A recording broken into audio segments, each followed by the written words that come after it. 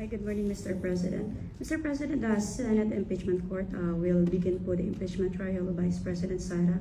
As a former senator judge, do you think po the accused should attend the trial? Do I? Do you think po dapat mag-attend po yung accused sa impeachment trial po? As a former po senator judge.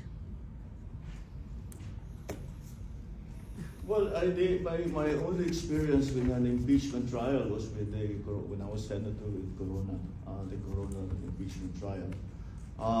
And it's really up to the accused whether or not they feel they need to appear. I guess the lawyers from on the defense side will give their advice.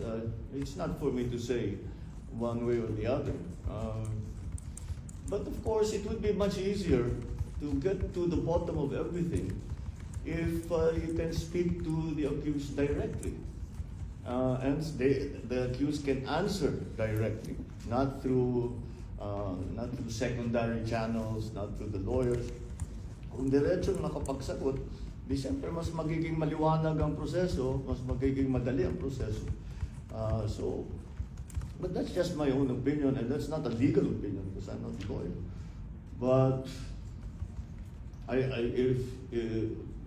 I'm just trying to put myself in that position. So I would probably myself, if it was me being accused, I would almost insist over the advice of lawyers. If they advise me not to appear, I would insist on appearing because kaya ko namang sagutin. Sige, sagutin natin. Thank you, Mr. President. Thank you, Mr. President. We're down to